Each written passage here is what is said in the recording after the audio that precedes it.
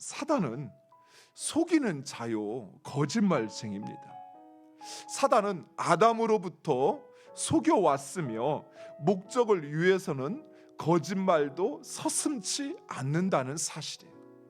지금 아도니아 역시 밧세바와 그리고 솔로몬을 속여서 자신의 그 검은 야욕을 속이고 마치 화평을 청하는 것처럼 자신 아무것도 필요 없고 그저 아버지의 여인이었던 아비상만 있으면 된다라고 말하지만 그러나 속으로는 검은 속내를 가지고 있었던 것입니다. 이단들이 사단의 하수인이라 말하는 그 이유 중에 하나도 바로 여기에 있습니다. 그들은 성도를 넘어뜨리기 위해서는 거짓말이든 무엇이든 수단과 방법을 가리지 않습니다. 사랑하는 성도 여러분, 이처럼 속이는 것과 거짓의 유혹으로부터 우리는 우리 자신을 지켜야 합니다. 우리는 언제든 우리의 욕망과 목적을 위해 속이고 또 거짓말하는 그 유혹에 놓일 수 있습니다. 꼭 큰 거짓말을 해야만 하는 것이 아니에요. 아주 작은 사소한 일에서조차 우리는 다른 사람을 속이고 자신의 숨은 그 욕심이나 그 탐욕을 취하려고 하는 이런 유혹에 항상 노출되어진다는 사실이에요. 그러나 속이고 거짓말하는 것, 그것은 결코 하나님의 방식이 아닙니다. 거짓말하는 것, 그것을 통해서 하나님의 뜻을 이루시지 않는다는 사실입니다. 우리는 때로는 선한 목적으로 거짓말한다고 이야기를 해요. 하얀 거짓말이라고 하죠. 선한 일을 위해서는 그 정도쯤은 눈 감아줘도 돼, 괜찮아, 문제되지 않아, 나중에 알려주면 이랬다고 이야기하면 되지. 그러나 그건 역시 하나님의 방식이 아니에요.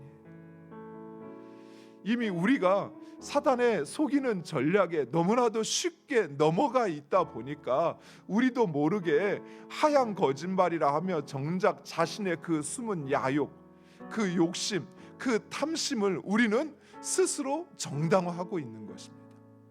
그러나 하나님은 결코 그런 방식으로 우리가 하나님을 위한 일이든 하나님의 일이든 하기를 원치 않으신다는 것입니다.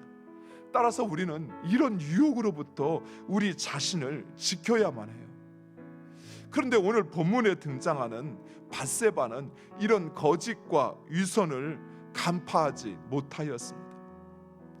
밧세바는 아도니아의 요구가 작은 것이라고 생각했어요. 그래, 왕위도 양보했는데 뭐 이 정도쯤이야 들어주는 거 문제되지 않겠지, 이런 인간적인 생각에 솔로몬에게 아도니아의 청을 들어달라 요청을 합니다. 사랑하는 성도 여러분, 분별 없는 온정은 오히려 죄를 더할 뿐이라는 사실을 우리는 분명히 기억해야 합니다.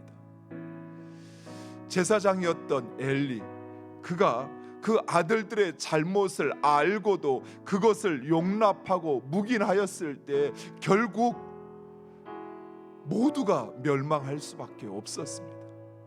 만약에 그 아들들의 잘못을 지적하고 용납하지 않았다면, 그렇다면 그 두 아들이 깨닫고 회개하든 그렇지 않다면 그들만 멸망하는 것으로 끝났을 거예요. 하지만 엘리는 분별하지 못했어요. 사랑하는 성도 여러분, 오늘도 우리의 삶에 찾아오는 그 어떤 유혹과 도전도 하나님의 지혜로 분별하시기 바랍니다. 그것이 하나님으로부터 온 것이 아니면 우리는 결코 그것을 취해서는 안 돼요. 아무리 명분이 있고 아무리 타당하다 할지라도 그것이 하나님이 원하시는 것이 아니라면 우리는 과감히 내려놓을 수 있어야 돼요. 과감히 거절할 수 있어야 돼요. 그러나 반대로 그것이 하나님으로부터 주어진 것이라면, 내 생각과 다르더라도 우리는 그것을 취해야 하는 것입니다. 때로는 내가 낮아지고 내가 굴복해지는 것 같지만, 그러나 그것이 하나님으로부터 주어진 것이라면 우리는 그것을 취하여 그 하나님의 뜻에 순종해야 할 것입니다. 무엇보다도 하나님 우리에게 원하시는 것, 그것은 겸손히 그 하나님의 뜻을 받드는 것입니다. 오늘 하루 하나님과 사람 앞에 겸손한 삶을 통하여 그 하나님을 증거하는 여러분 되시기를 간절히 축원드립니다.